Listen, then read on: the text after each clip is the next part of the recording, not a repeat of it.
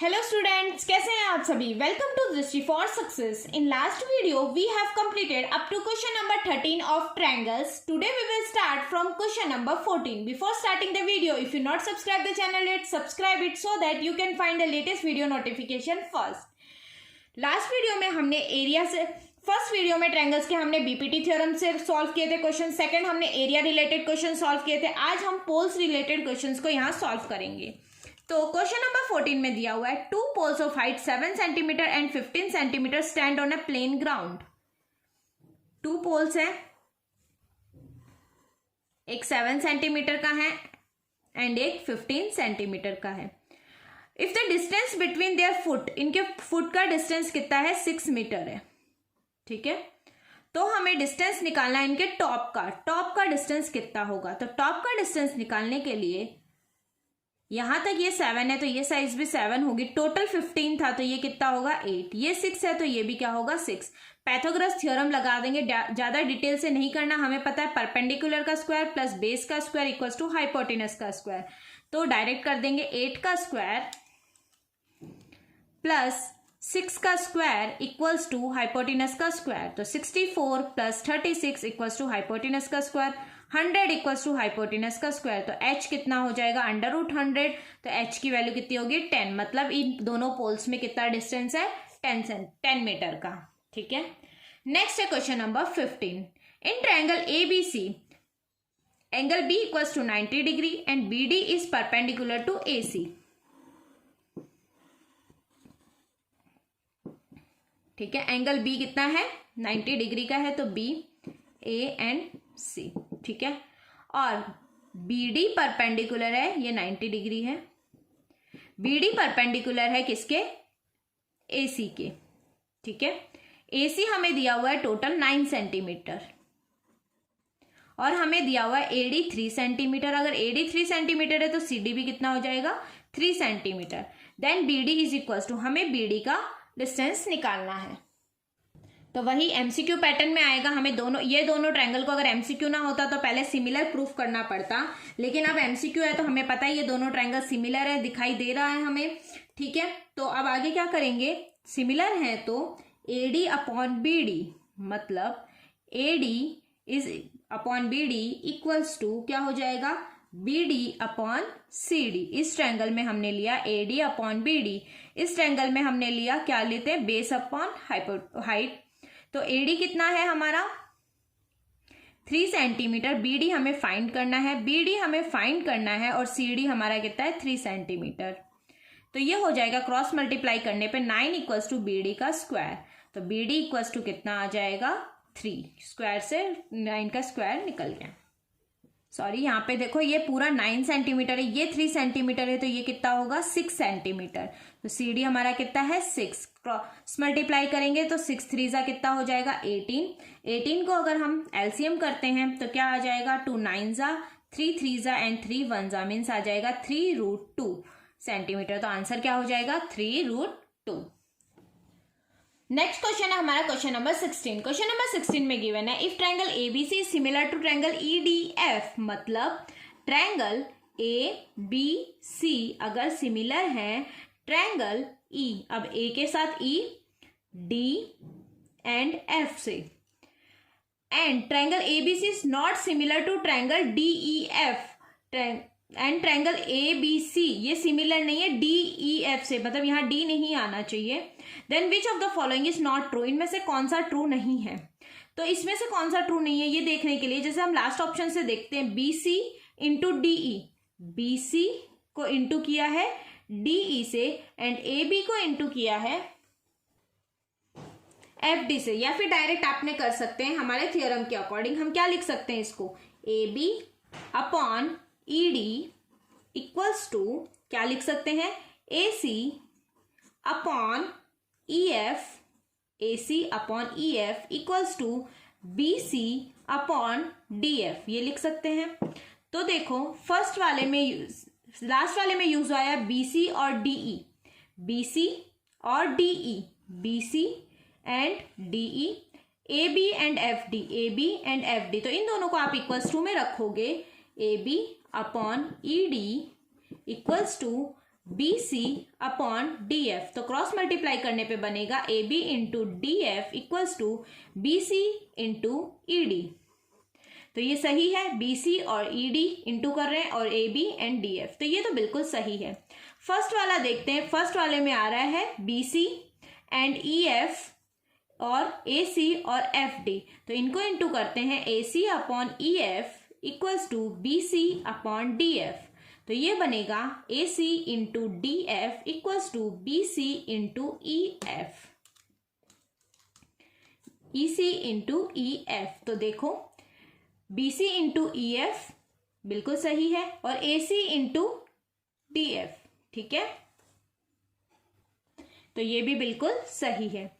Next करेंगे B C D E. B C इसमें है और डी ई इसमें, मतलब ये दोनों को ही इक्वल में रखना है। इन दोनों को हम इक्वल में रखेंगे अगर ए बी और ई डी और बी सी और डी एफ को, तो यहां रखा था तो आया था A B into E D E, B C. देखो आप पहले सबको इक्वल्स टू में रख के देख लो, A B upon E D equals to B C upon D F. तो ये क्या बनेगा, A B into D F equals to B C into E D, but इसमें क्या बना है B C into E D equals to A B into E F. तो ये गलत है, ई एफ नहीं आना चाहिए था, डी एफ आना चाहिए था। तो which is not true, C is not true. इसको भी चेक कर लो, ए बी वाली लाइन आ रही है और ए सी वाली, ठीक है, तो ए सी कौन से में है, ये वाली। तो इन दोनों को इक्वल में रखेंगे तो क्या बनेगा, A B into E F equals to A C into E D.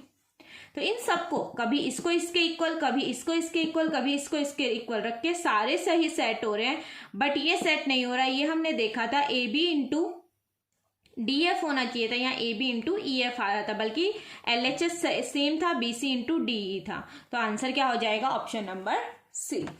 Next है हमारा क्वेश्चन नंबर 17। इसमें क्या गिवन है, if in two triangles A B C and P Q R, A B upon Q R equals to B C upon P R equals to C A upon P Q, then अगर ये होगा तो क्या होगा। तो देखते हैं, दो ट्रायंगल बना लेते हैं और इन ट्रायंगल के अगर ए बी किसके इक्वल है, क्यू आर के, उसी अकॉर्डिंग बी सी किसके इक्वल है, पी आर के, उसी अकॉर्डिंग सी ए किसके इक्वल है, पी क्यू के। तो सिमिलर होगा, A B C is similar to Q R P.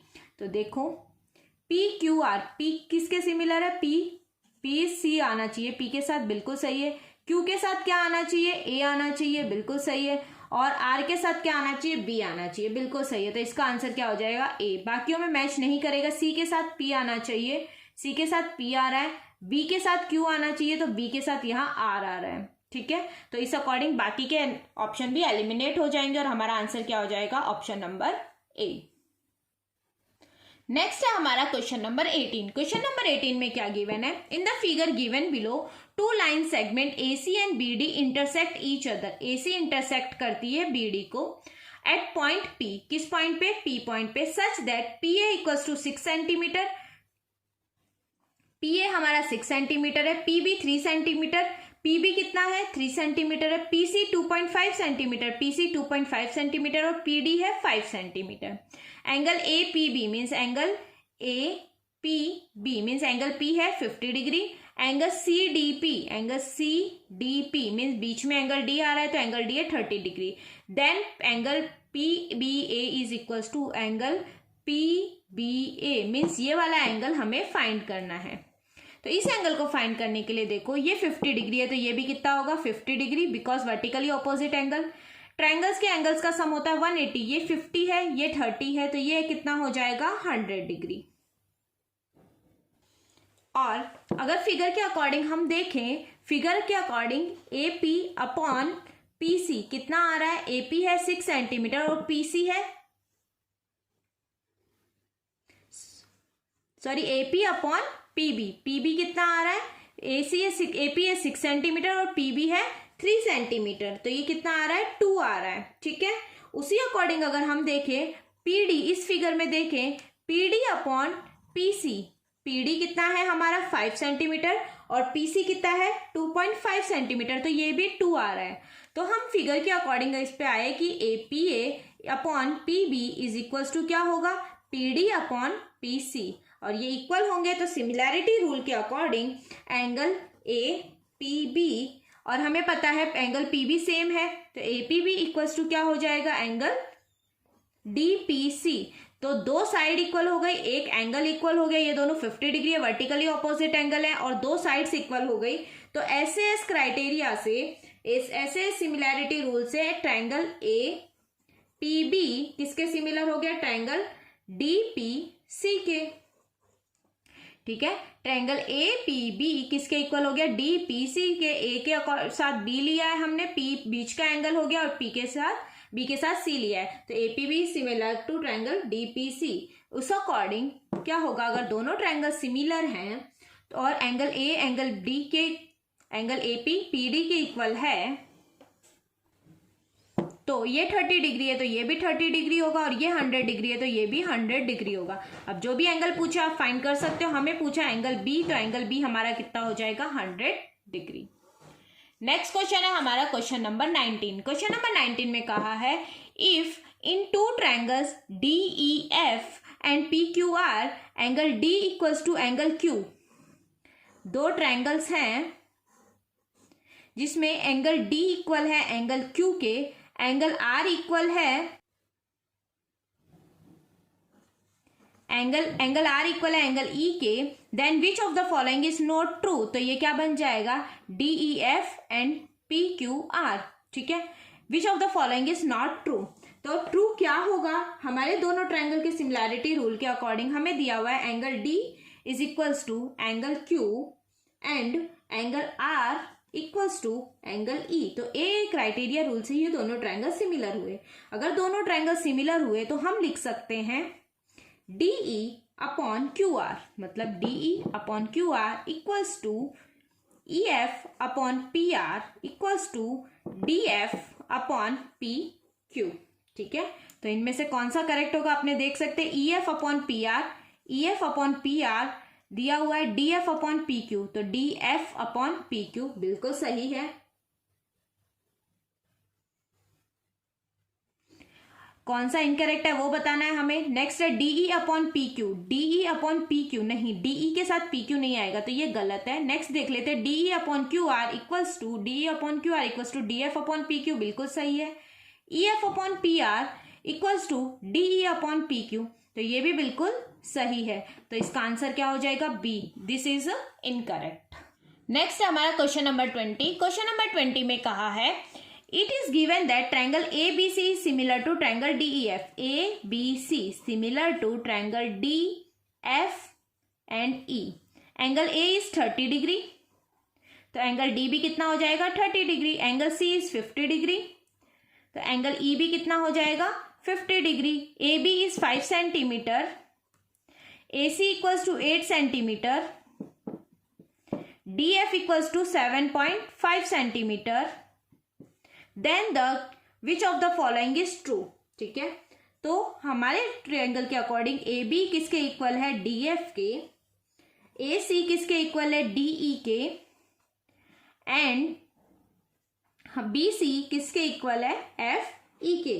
Okay, question में कहा है DE इज 12 सेंटीमीटर, DE 12 सेंटीमीटर है, तो हमें गिवन है वैल्यू AB की और DF की, तो हम इन दोनों के अकॉर्डिंग DE की वैल्यू निकाल सकते हैं। तो AB है हमारा 5, DF है हमारा 7.5 इक्वल्स टू AC है हमारा 8 सेंटीमीटर, तो DE कितना होगा, क्रॉस मल्टीप्लाई करेंगे तो DE equals to 8 into 7.5 upon 5, 1 digit के बाद पॉइंट है 10, 5 1 जा